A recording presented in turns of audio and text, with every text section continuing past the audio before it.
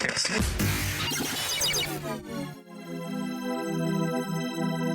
demystify what goes on behind the therapy room door. Join us on this voyage of discovery and co-creative conversations.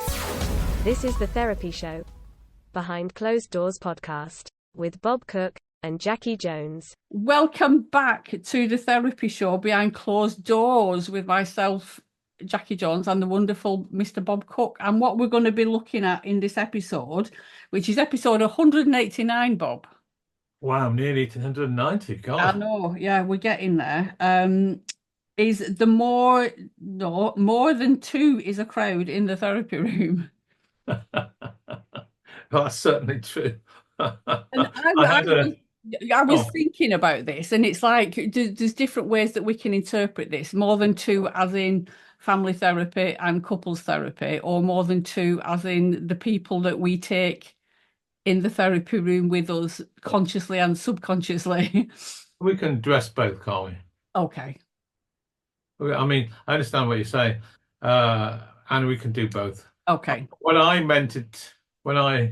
thought of the title, it was referring to the second. Yes.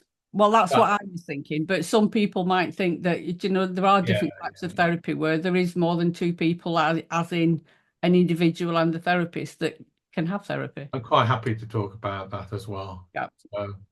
And I was just thinking, there was a huge crowd. I know Christmas has gone, but there was a huge crowd, far more than two people at the Christmas dues I had, 10, 11.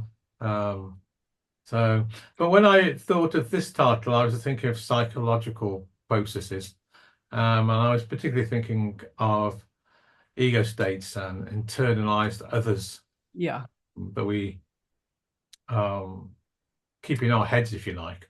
So I was thinking there was never just the therapist and the client in the psychotherapy room. There is physically, of course, but psychologically, it's a different ballgame. Absolutely. I think as well, the older I get, Bob, the more this impacts on me.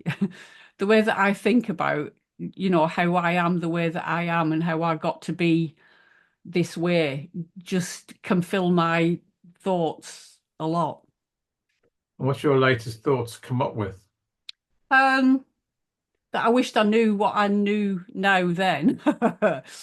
But yeah, my parents had a big influence on me, and, positive and negative in both respects. I've said it in the past and I'll say it again, the way that my mum parented me taught me how not to parent, if that makes sense. So I'll always be grateful to her for that. That's one way to look at it. Yeah, but me putting a positive slant on it, I suppose. But the way that I was parented, it had a big impact on me. And, some of those things and the way that my mum spoke and behaved, she's in me. Sometimes I open my mouth and my mum comes out. And what you're saying is you're more and more aware of that as age goes on. Absolutely. Yeah. And more accepting of it. I think if anybody had said to me, "Oh, you're just like your mum," I would have denied all knowledge of it and really not wanted to hear that. But I think I'm more accepting of the fact that, she is a big part of who I am and why I am the way that I am. Yeah, that's absolutely true. And so therapists bring in all their internalized figures, and clients do, of course, as well. So there's a very crowded psychological room in the therapy process. I mean, at another level altogether, but very similar to what you just talked about, at Christmas time, which is just gone. Why I'm saying this is, it's just reminded me when you said about the internalized mother that you carry influences how you are today. I was thinking at Christmas time, if you look at my history, there was probably three people in the family at Christmas: my sister, father, and mother. Yeah. And as neither of them particularly like Christmas, it was never really acknowledged. But the most, there was 3 people. My wife, there was a family of 7 people. Yeah. 7, I mean, that's 9 people altogether, who brought around XXXX. So there was always many, many people in her imago for Christmas. And so we both had different, or do have different imargos. And it reminded me of Christmas because my wife had many, many people over because we have a reconstructed family. And for her, it was all very comfortable. Yeah. Because she was used to it.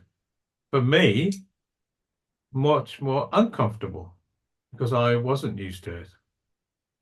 So that's an interesting frame. And if you take that into what we're talking about now, when clients come in the room, they don't just come in the room with their, in transaction analysis terms, parent, adult, child, that's their younger self, their internalized parents in their head, and the way that the age they are today, i.e. adult. They come in with grandfathers in their heads and grandmothers in their heads. They come in with maybe important, significant others like teachers, mentors, church leaders, things like that, which have influenced how they are today and have tremendous psychological influence still. Yeah. I think the thing that interests me, particularly, you know, I suppose it's similar to what you were describing then, and my family was quite the same. My mum and dad were quite different to each other. And what you were saying then about your family, there was your mum, your dad, your sister, so it was quite an enclosed group, whereas your wife, it was a big family. Do you ever think about how that impacts on your daughter? That she's got you and a mum in her, one that's quite sociable and is used to big crowds, and one that isn't. Because that's what I look at. Do you know what I mean? How my mum and dad being so different have influenced me. And often there's conflict in my thinking when Yeah, I mean, both my mum and my dad show up.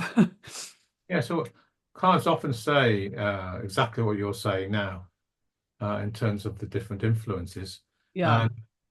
and the different mixed messages, and in fact, mixed script messages. Yeah.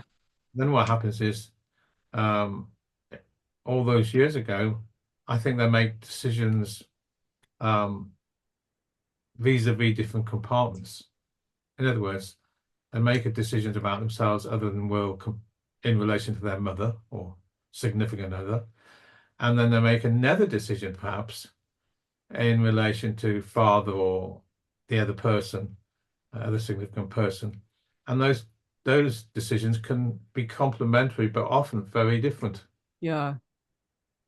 I think And this can is what lead, fascinates me, you know, yeah, different yeah, compartments to us. yeah, and can lead to confusion in later Yes. life in relationships they pick. Yeah. Now, I would, if you look at our household completely, Jessica's now married because you brought her in, and you know, the person she married is more like me in the traits of not so many people around at Christmas, in terms of a very small, well, not very small, but a smallish unit. And I'm not sure how comfortable he would be with lots of people.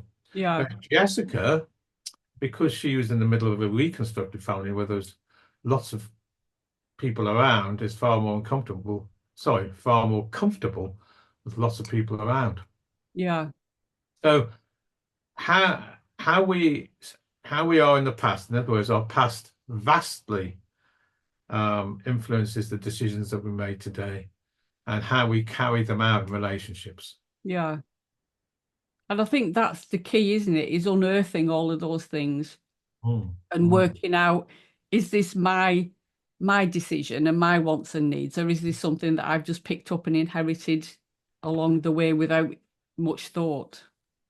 I think if we can help our clients have that psychological understanding, Yeah. especially how they are in relationships, and maybe even how their partner is in relationships, it helps them be more grounded and in fact have more understanding, and maybe helps in making or integrating new decisions. Yeah.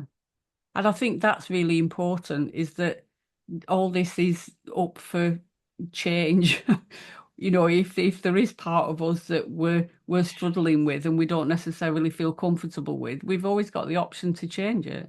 Oh, that's right. And I think also when I thought about this title, I thought about there's definitely more than just two in the therapy room in terms of therapists and clients, but we'll bring our historical figures in, and also the therapist bring their historical figures in. So it becomes a crowded therapy room. And I think part of the problems become is when the different parts of ourselves are in conflict with each other. Yeah. Maybe. And also they may actually not really relate very well to the different parts of the therapist's psychological entities. In that sort of we might call it counter-transference. Yeah. But it becomes a crowded therapy room psychologically. And if you're not aware of this, I know we talk an awful lot about transactional analysis, and this is, like the basic stuff with transactional analysis. But if you're not aware of this, those feelings that are unearthed in the therapy room can be really confusing for both, the therapist and counsellor or coach, whatever you want to call it, and the client. I think a good grounding in psychotherapy theory and a good grounding in a psychotherapy personality model will help the therapist be far more grounding, because they have a model Yeah. understand psychological processes, and they may or may not teach that to their clients. I did, by the way. We could call that educative therapy, if you like. Yeah. Helping the client be aware and have a model to help decipher, if you like, what's going on. Yeah. I think I used to use that when I used to do a bit of script analysis or whatever. I used to speak about, describe your mum and your dad in 5 words or whatever, and then see whether they felt that they had anything, similar traits to them and where that came from. Yeah. Yeah, and part of the job of the therapist is to look at, in transaction analysis terms, the internalized parental others, and also maybe the conflict or even maybe the harmony between the other parts of themselves in the psychological matrix. In other words, and TA again, the younger self may or may not be in conflict with the internalized parents, and what that means in terms of the contractual outcome wanted by the client. Yeah. It's very deep, isn't it, Bob, when you get into it? Yeah, I think one of the really big sort of ways to look at it is the way we're looking at it, and that is the past affects the present, and who are significant other people that have influenced how we are today, and have an understanding that they may still be doing that. Yeah. Because Yeah. that helps, and realize that it's not us. Yeah. And that we can change. We have a choice in, the bits that we accept or maybe, I wouldn't say reject, but, want to do some work on, and look where it comes from. Even if we feel unable to change, it's a good permission, I think, like you are doing here on this podcast, that people do have the ability to change if they can grasp hold of that. Yeah. I think that was a big thing with me when I was doing my training, and it still is, when I was working and everything, is that, awareness is key, and that we all have the ability to change, because that then gives, well, it certainly gave me hope. Do you know what I mean? Yeah. Even if our significant other people in our heads don't want us to change. Yeah. And I'm not saying that I've got to the end of the line and everything's hunky dory. I still get triggered and I still rubber band back to that place, but I kind of know when it happens now. I don't need to stay there. I can step out of it. No, I think that psychological education or educative therapy we're talking about is really important in helping clients do that. I think a really other big dimension here is the countertransference and the figures that we bring into the room Mm. as therapists. Yeah, yeah. That's why I'm said it becomes a crowded room. Yes, definitely. I think it was your darling wife that once said it's like an amphitheater. Literally, there's that many people in there. Because, as well as me having my mum and dad, my mum has her mum and dad, and they're significant people, and my dad had his significant people, and he builds and builds and builds. And the priority is the client Yeah. and what outcome they want. And that often therapists might lose sight of with all the competing forces, psychological forces, around. Yeah. And it's questioning what are our standards and morals and views and everything on life, and are they actually ours, or where do they come from? Oh, they're very rarely ours. Yeah. No, seriously, I mean it. They're very rarely ours. That's sad, isn't it? That we're living our life by somebody else's morals and standards and values a lot of the time. Well, of course, this isn't the title of the podcast, but is there anything like original reality or original truth? Doesn't it always come from somewhere else? Yeah. See, No, you do I mean, this it's to an me, Bob, all the interesting time. You just provoke all these thoughts, and I'm like, oh yeah, I hadn't even thought of that. it's an interesting podcast that will Yeah, be. yeah, I mean, I hope there is some original thinking somewhere through our spontaneity and creativity. However, a lot of the time, I think we're often in the land of ideas and thoughts which actually come from somewhere else. yeah. Maybe that's why I've always been interested in genealogy and family trees and where my history comes from and things like that.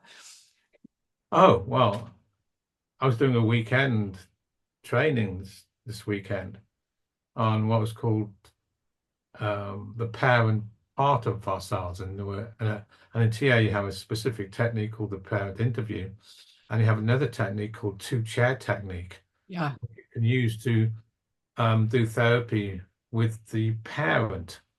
That's why I'm saying it's never just, well, there's two psychological people in the room, I understand. Sorry, two real people in the room, I understand that, but many, many psychological others. And I was talking and doing therapy with the parents that they brought into the room, because really the change often is there, because with the younger self always comes the parental influence. So if you're going to do inner child work, you have to do parent work as well, because they come together.